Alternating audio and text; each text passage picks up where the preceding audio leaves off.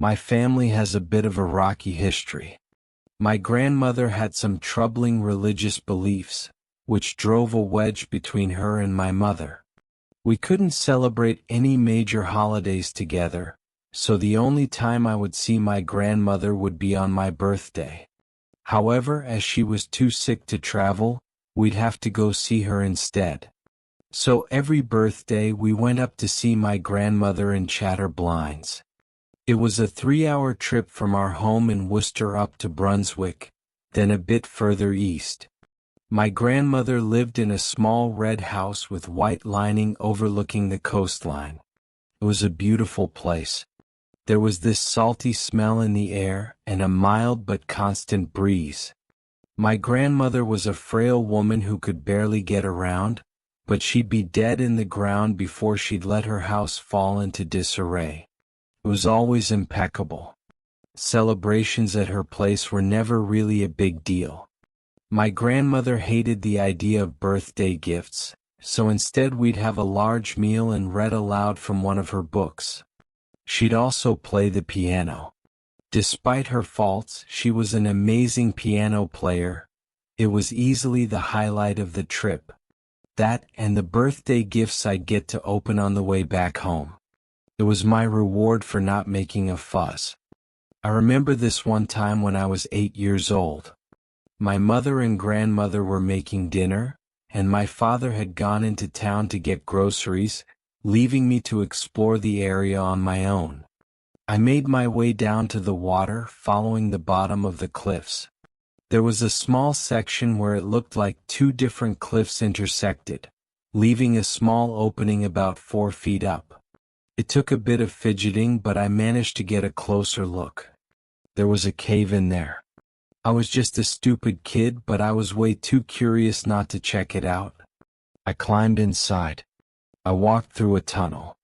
It was lined with these curious blue flowers. I brought one along to show my mom.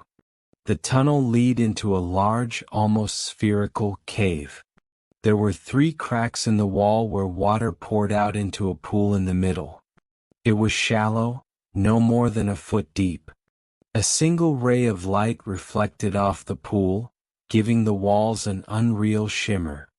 But looking up, I noticed something even stranger. There was water in the ceiling.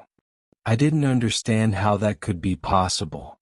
It was like the surface of a lake, but in the ceiling. It didn't make any sense. It was crystal clear, allowing me to see my own reflection up there. I stood there for a couple of minutes just looking at my reflection. I waved, it waved. I jumped, it jumped. I couldn't understand it. Finally, as I stood there, I took a whiff of the strange blue flower I'd found. It didn't really smell like anything, but one of the petals tickled my nose. I sneezed. "Bless you," a voice said. I looked up again, only to notice that my reflection wasn't holding a flower. "Thanks," I said. The reflection didn't move. Only now did it occur to me that it wasn't actually a reflection. It was a whole separate person. And he looked exactly like me. "Is it your birthday too?" I asked. "Yeah," he responded. "I'm at my grandma's place." "Me too," I said. "We're having some kind of sheep stew tonight." "Gross." "Yeah." I had a long talk with the other me. We were very similar, but there were a couple of small differences. For example, his dad had a different name. They lived in a different town. And of course, there were no little blue flowers in the tunnel leading to the cave. As the ray of light started to fade, I realized I'd been out for way too long. They were probably looking for me.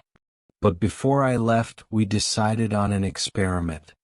I climbed up the side of the wall and the other me did the same. I handed them the blue flower, and it crossed from this place to theirs. He got a hold of it, promising me he'd cherish it. Before I raced back to Grandma's place, I looked back a final time. "Happy birthday, other me," I called out. "Happy birthday, other me," he called back. Every birthday that followed, I'd go back to see other me again. We'd talk about the year we'd had and the gifts we were hoping to get. This is where he and I were the most different. We were doing well, so I could comfortably hope for good things to come. But things had just gotten worse and worse for other me the past few years. While I'd wish for things like Halo 4, he'd wish for his dad to get a new job. When I wished for a cool airsoft rifle, he wished they could afford a car. And when I was 13, I wished for a TV in my room. He asked for the rain to stop burning his skin. When I was 14, the illusion of the reflection above was broken.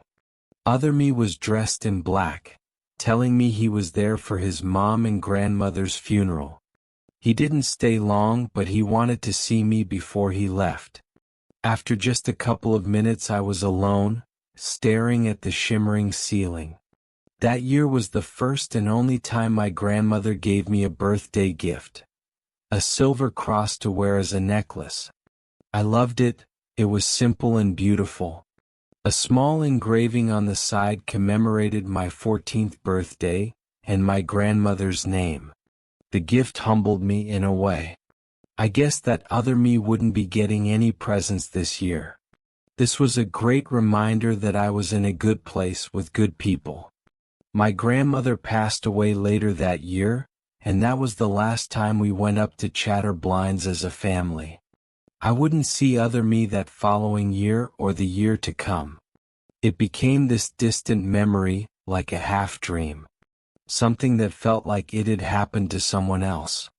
And yet I couldn't help but to wonder what had happened to other me in the years that followed. How bad had things gotten? But time moves on. School turned to work and work turned to career. And while I never had to wish for my dad to get a new job or for my family to afford a car, or for the rain to stop hurting, my wants and wishes over the years changed as well. But I kept that silver cross around my neck as a reminder that those years had happened, and that I was lucky in a way I couldn't imagine. The year I turned 23, my mother passed away in a sudden accident. We had a brief ceremony with the closest members of the family, but she had asked in her will to be cremated and brought to her childhood home back in Chatterblinds. My father, who survived the accident, was too hurt to go there himself. I was asked to go on my own, to fulfill her last wish. So I did. I drove up to Chatterblinds, following the same roads we'd taken so many times before. Mom was resting in a simple metal urn beside me. It was a long and silent trip, and I kept the radio off. I wanted to think of all the times we'd driven there over the years, and what those trips used to sound like. And of course it had to rain. It rained about half the time we drove up there, and this time was no exception. Fitting in a way. Mom always loved the New England weather. My grandmother's old house had fallen into disarray, ravaged by weather and wildlife. The best description for it was reclaimed by nature, as wasps had made their home in the rafters and rats swarmed the basement. Without its caretaker, the old house was nothing but planks and memories. I hadn't planned on staying long. I was just there to grant my mother her wish, and then I'd be off. But before I did, I spent some time in my grandmother's bathroom. Mostly to make sure I looked presentable, having a shave and straightening my shirt and tie. But also just to have a bit of a cry. I set her ashes free at the coast as specified. While my grandmother had been buried, my mother had always been a bit more secular.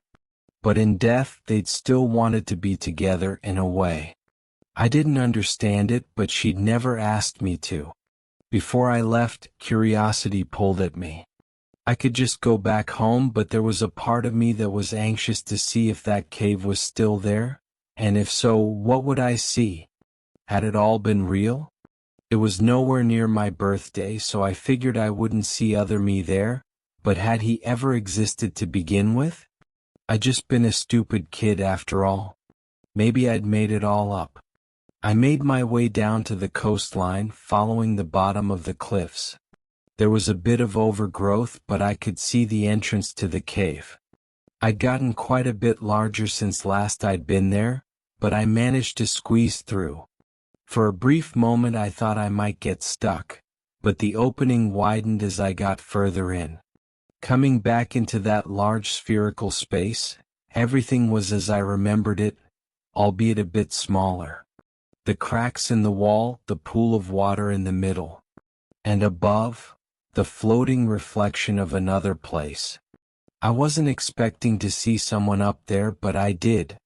For some reason, even now, other me was waiting for me. He looked like me but dressed differently.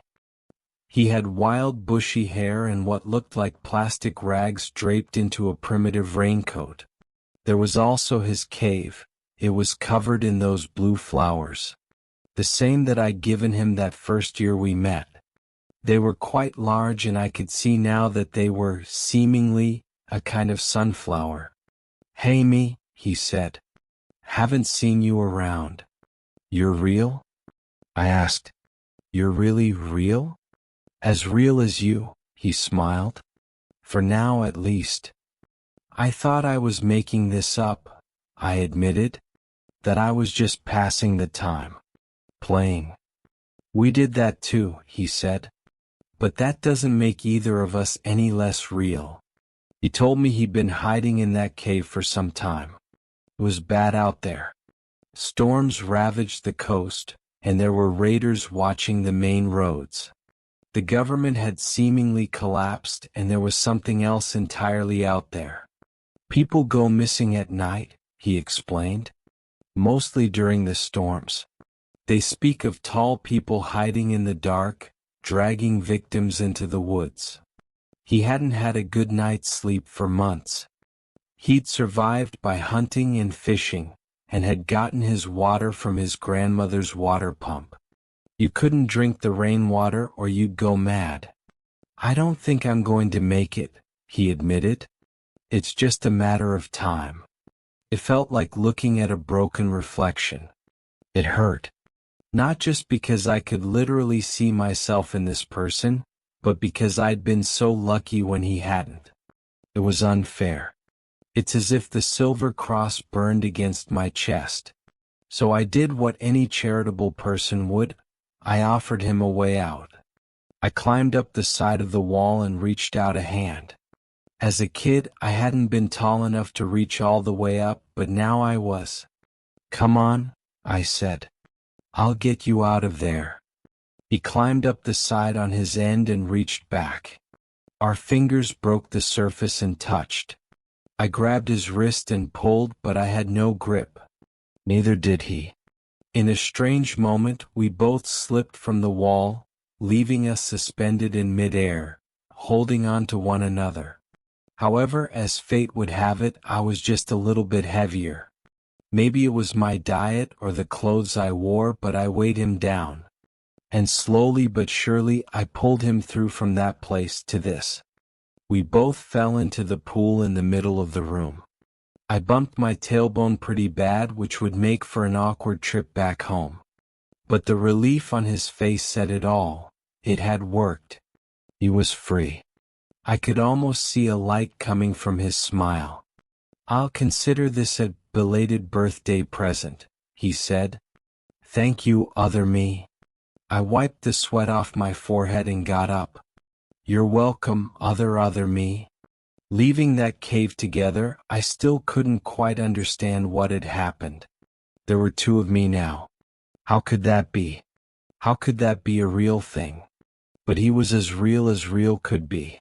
The moment we left that cave, he laughed.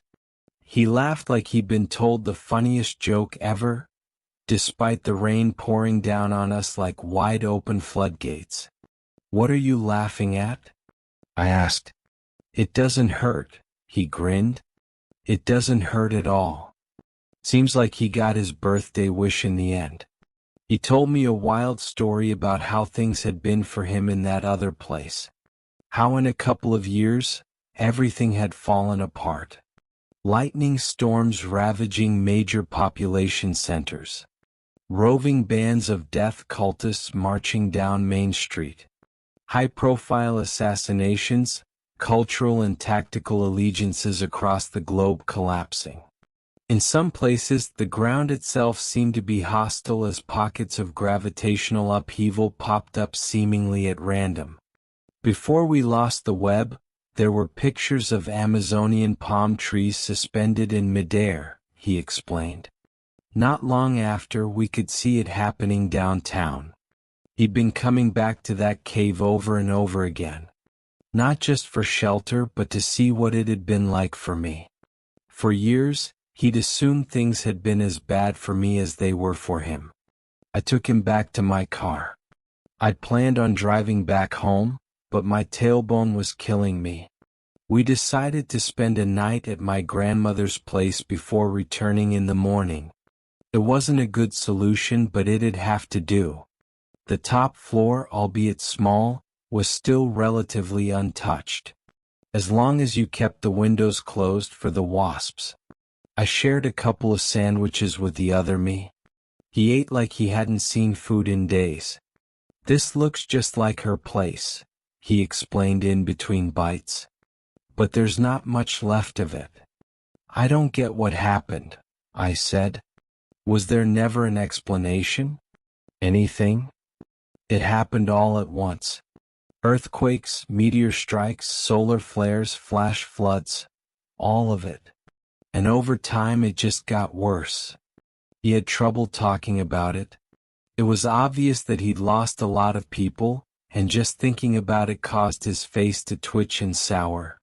He excused himself and used the bathroom just to get some space. He was in there for a long time borrowing my grooming kit. Coming back out, he looked like a new person. Same hair, same beard. We could be twins. Then again, in a way, we were. We were up late that night, talking about anything and everything. I told him about my job, my family, and my hopes for the future. He was amazed by it. To someone like him, it sounded like everything he'd ever wanted. To the simple joys of getting fresh fruit from the supermarket to the prospect of getting married and providing for a family. Since I'd dressed up in my fineries, I had a spare set of clothes for him to borrow. He looked like a new man. As midnight came and went, I was exhausted but too eager to sleep. He was the same. We were two identical voices in the dark, like a lonely man talking to himself. I'll get my own life, he muttered. It'd be weird for the two of us to be in the same place. Yeah, I said. I can help you get settled. Just get me a train ticket and I'll be on my way. He talked a bit about South America, and how he'd cursed himself for not seeing the rainforest before the upheaval started. Now there was a second chance. I don't remember falling asleep, but I did. But it didn't last for long. I woke up to the sound of someone running, and when I opened my eyes I saw other me bursting through the door. He'd been outside in the rain. That much was clear. I sat up, giving him a curious look. I reached for my phone to check the time, only to realize I'd left it in my other pair of pants, the ones he'd borrowed. I was still wearing my formals. Other me had both my phone, wallet, and keys. And looking a little closer, I could see that he was holding my keys. He was frazzled as if he'd been running. His eyes kept going from me to the window, then back to me. There's something outside, he said. I went to check it out. What is it? I asked. He shook his head and mumbled as if expecting the words to come to him. I don't know, he admitted. I think something's following me. I checked the windows but couldn't see anything. But as we stood there looking out, I could hear something. Scratching, like a tired dog trying to open a door. We listened and other me whispered. Hear that? It's here. Something's here. I heard a door open and something stepped inside on the bottom floor. It was only a time before it'd find us. Other me suggested we make a run for it, but I had a different idea. We could climb out the window, make our way across the roof, and down the ladder on the other side. Grandma had an old-fashioned fireplace in the living room, meaning she had a chimney. And with a chimney comes the need for chimney sweep. So there was a ladder going down the side of the house, bolted to the wall. We cracked open the window and made it outside. I helped other me up there and we tiptoed across the metal roof. It was this corrugated metal roof, and in the rain it was slippery as all hell. The sound of water drops echoed, masking our footsteps. As we reached the ladder, I stopped and whispered. "Hand me the keys," I said. "I'll get the car started." He hesitated. Even now it was like looking into a mirror, but there was something different there. I knew myself well enough to read my own face, and the two of us were feeling something vastly different. I couldn't put a finger on what though. Either way, he wasn't handing me the keys. "Come on," I urged him. "We gotta be quick." "I can drive," he said. "Don't worry, just go." "You've never touched this car before," I said. "I got this." "No," he whispered back. "I got this." I didn't like it, but there was no time to argue. There was an intruder in the house and we had to get going. I climbed down first and other me followed. I almost slipped a couple of times. The rungs on the ladder were wet from the rain. My fingers got stained with rust. The moment I stepped off the ladder, I could tell something was wrong. There were shapes out in the rain. Humanoid, but taller, slender, and unnaturally dark. Even with the tiny amount of moonlight that peered through the rain clouds, I could tell them apart from the night. Just like Other Me had explained, tall people hiding in the dark. Other Me got off the ladder and we made it to my car. I was about to get into the driver's seat, mostly out of habit, but the door was locked. Other Me picked up the keys and started fumbling with the buttons. He couldn't make out what was what. I held my hand out. "Give him here," I said. "I got it." "No," he insisted. "Just gimme a minute." "This is not your car," I snapped back. "It's my property. I'll help you, but you gotta work with me." Not a word from him. He kept fidgeting with the buttons until he hit something he shouldn't, the panic button. I'd never used it before, and all of a sudden the night was lighting up with blinking headlights. The sound of rain was cut through by a shrieking alarm, drawing all attention. I grabbed Other Me's hand to take the keys back, but he pushed me away. He said something, but I couldn't hear him over the alarm. Then I turned around. The dark shapes were drawing closer. They gathered in a circle around us. Other Me managed finally to turn off the alarm. My ears were ringing, barely covering the sound of my heart beating out of my chest. My tongue felt dry and my rust-stained fingers were going cold. "It's him," Other Me called out. "I was here first. It's him you want." I turned to him. I didn't understand what he was saying or why. It didn't make any sense. He dangled the car keys like he was trying to entice an animal. "Look, see?" he continued. "These are my keys. This is my car. He's just trying to take it." "What are you doing?" I asked. What is this?" "I'm not part of this," he continued. "Just take him away and leave me alone." The tall shapes drew closer. One of them was about 9 feet tall and had arms that reached all the way to its ankles. It had this long, elongated neck. The head looked like a prehensile tail, bobbing back and forth at unnatural angles. Despite being closer, it was still just a dark shape. I couldn't make out any musculature or bone structure. But they were clearly coming my way. They were listening. "What are you doing?" I repeated. "I pulled you out and now you're throwing me under the bus?" "No, I pulled you out," he called back. Just look at us, which one is looking ready to go? The one with the keys, the wallet, and the phone? Or the one with neither, shouting in the goddamn rain? Unlock my phone then. I called back. If that's yours, you can unlock it. He pulled it out, hesitated, then put in a code. The phone unlocked.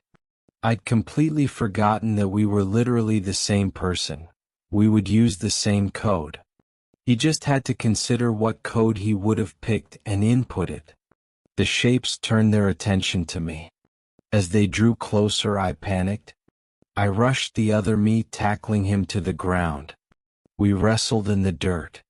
The keys got lost in the scuffle, but I could tell I was no match for him. He'd been in a lot more fights than me, and it showed. He wasn't afraid to hurt me. I just barely avoided a grip that would have snapped my wrist into pieces. I got a couple of punches in, but nothing serious. He, on the other hand, elbowed me straight across the jaw. The moment it hit me, I could tell I was gonna have trouble eating solid food for a couple days. I was losing by every available metric. They were believing him, and I was getting beaten to a pulp. I had to do something, but I was running out of ideas. He wrestled his way out of my grip and pushed me away from the car. He picked up the keys and pointed at me. "Enough," he yelled. "It's over." The shapes drew closer, now within an arm's reach. I turned to one of them as a dark four-fingered hand grabbed the collar of my shirt. It pulled me forward as if wanting to drag me back to that cave. I struggled, but it was no use. That arm was like a vice.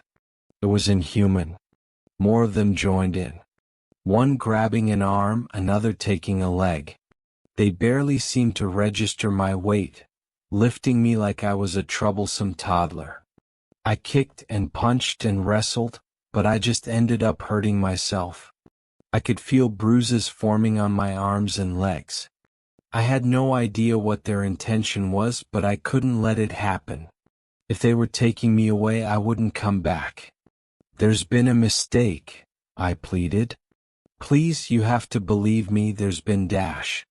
And I turned from their grip as hard as I could.